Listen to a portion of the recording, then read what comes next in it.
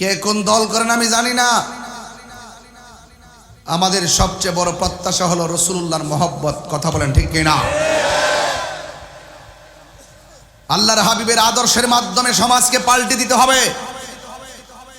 লাকাদ কানা লাকুম ফি রাসূলিল্লাহি উসওয়াতুন হাসানা, আমার নবী হলো আমাদের জন্য উত্তম আদর্শ। এই আদর্শের প্রতিফলন যদি ব্যক্তি জীবনে ঘটানো না যায়, সেই আদর্শের প্রতিফলন যদি সামাজিক জীবনে ঘটানো না যায়, সে আদর্শের প্রতিফলন যদি অর্থনৈতিক জীবনে ঘটানো না যায়, সে আদর্শের প্রতিফলন যদি রাজনৈতিকভাবে ঘটানো না যায়, এই আদর্শের প্রতিফলন যদি রাষ্ট্রীয়ভাবে গঠন করা না যায়, এই দেশ থেকে খুন কমবে না, গুম কমবে না, দুর্নীতি কমবে না, চাঁদাবাজি কমবে না, রাহাজানি কমবে না, সন্ত্রাসী কমবে না, যারা উপরে কমবে না। হাত তুলে বলুন ঠিক কিনা? আমি আপনাদেরকে অনুরোধ করে বলবো, আমাদের মডেল বানাতে হবে রাহমাতুল লিল আলামিনকে। কথা বলেন ঠিক কিনা? লাকাদ কানা লাকুম ফি রাসূলিল্লাহি উসওয়াতুন হাসানা। আজকে আমাদের বাক শক্তিকে রুদ্ধ করতে চাই, আমাদের কণ্ঠকে স্তব্ধ করতে চাই।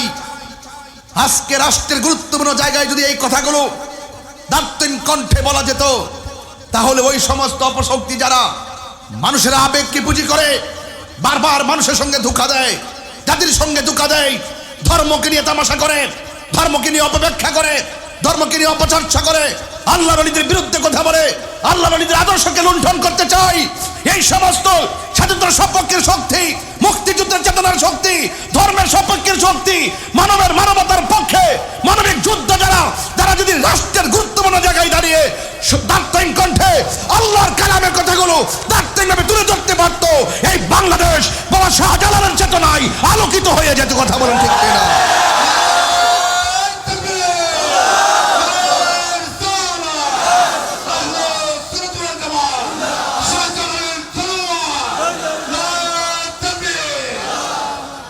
আমার ভাইয়েরা, রমাদান মুবারক চলছে, খুব মায়া লাগতেছে বাবা।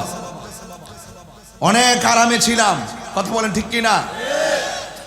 অনেক আরামে ছিলাম এই রমজানুল মুবারকে, চলে যাচ্ছে বড় কান্না হচ্ছে।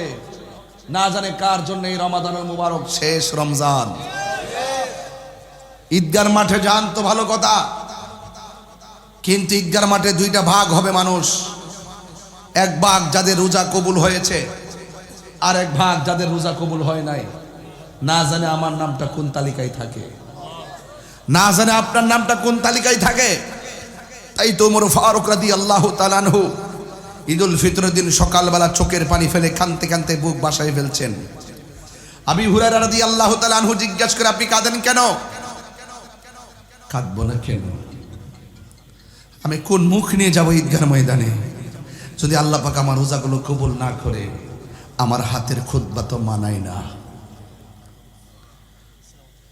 খলিফাতুল মুসলিমিন, আমিরুল মুমিনিন, অর্ধজাহানের খলিফা, জান্নাতের টিকিট প্রাপ্ত, যার ব্যাপারে আল্লাহর হাবিব বলেছেন, আমার পরে যদি এই পৃথিবীতে কোনো নবী আসতো, লাউ খানা উমর, সেই নবী হইতো হযরত উমর। ইতিহাসের পাতায় এখনো অঙ্কিত, মোহরাঙ্কিত, সংযোজিত লেখা আছে হযরত ওমর ফারুক রাদিয়াল্লাহু তাআলা আনহু যেই রাস্তা দিয়ে একবার গিয়েছেন, কিয়ামত পর্যন্ত সেই রাস্তা দিয়ে শয়তান যাবে না। তিনি যদি এত চিন্তা করতে পারেন, আপনি কে? আপনি কিভাবে আশা করেন আল্লাহকে রাজি করা এত সহজ? এখনো সময় আছে যুবক ভাইয়েরা আমার, এখনো সুযোগ আছে আমার ভাইয়েরা। আল্লাহর ওয়াস্তে এই যে দুইটা দিন আল্লাহর কাছে কালামুল্লাহ শরীফ তেলাওয়াত করে আল্লাহর কাছে বলবেন, আল্লাহ জীবনে যা করেছি, ভুল করেছি, অন্যায় করেছি, এই রমজান আর আগামী বছর পাবো কিনা আমি জানি না। এই রমজানই তো আমার মা আমাকে ডাক দিয়ে ঘুম ভেঙেছে, আজকে এই রমজানে আমার মা অন্ধকার কবরে চলে গিয়েছে। ঈদুল ফিতরের দিন তো প্রতি বছর মার পায়ের মধ্যে সালাম করে ঈদগার ময়দানে গিয়েছি। এবার মা দুনিয়াতে নাই, বাবা দুনিয়াতে নাই, কাকে সালাম করে ঈদগার ময়দানে যাব? একবার কি মনে পড়ে না? একবার কি বাপটার কথা মনে পড়ে না? যে বাপটা নিজের কাপড় না কিনা আমাদেরকে কাপড় কিনা দিছেন, যে মা নিজে না খাইয়ে আমাদেরকে খাওয়াইছেন। ঈদের দিন সবাই দলে দলে গুরুস্থানে যাইয়া বলবেন, রব্বির রাহমহুমা কামা রব্বায়ানি সগীরা। সবাই আমার সাথে বলেন, রব্বির রাহমহুমা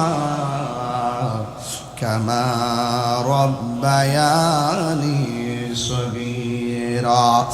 আল্লাহর কাছে বলবেন, আল্লাহ আমার মা বাবা আমারে ছোটবেলায় যেমন করে মায়া করছুন, এমন ভাবে আমার বাবা মারে তুমি অন্ধকার কবর থেকে শুরু করে হাসরের ময়দান পর্যন্ত আমার বাবা আমাকে এমন ভাবে মায়া করবেন, জবান খুলে বলুন দয়ার মালিককে।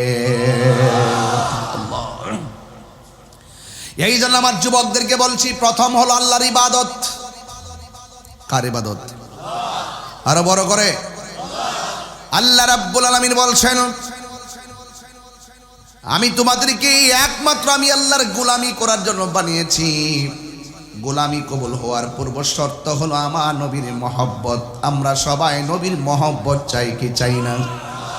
আরো জোরে বলুন, চাই কি চাই না?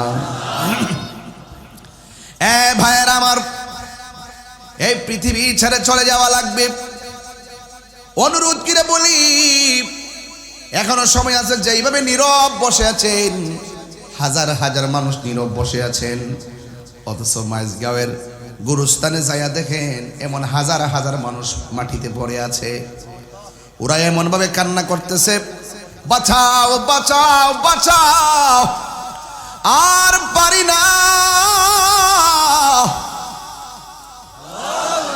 আর সহ্য হই না, আর পারি না, বাঁচাও।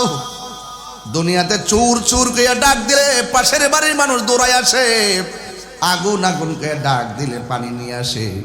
কিন্তু মাইজগাঁওয়ের গুরুস্থানে আপনারা দাদা দাদি নানা নানি আত্মীয় স্বজন প্রতিবেশী একই সঙ্গে চা পান করছেন, নামাজ পড়ছেন, ইতিকাফ করছেন, দোকানে বসে বসে আড্ডা করেছেন, খেলার মাঠে আড্ডা করেছেন। অথচ মানুষগুলো কবর দেশে একা একা পড়ে আছে, দিনের পর দিন চলে যাইতেছে।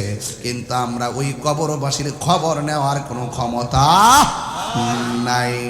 আল্লাহর কাছে বলবো, আল্লাহ অন্ধকার কবরে যারা এতিম হয়ে শুয়ে আছে, আল্লাহ গো আপনি তাদেরকে ক্ষমা করে দেন। আমার নবী, আপনার নবী বলেন, ও উম্মত, পৃথিবীর মধ্যে একটা ইবাদত হলো সর্বোত্তম, ওই ইবাদতের নাম হলো নামাজ। জোরে বলেন, নাম কি? নামাজ। বাজান, নামাজও পড়ে আবার সুদও খায়। এই নামাজ খামইব? নামাজও পড়ে আবার গীবত করে।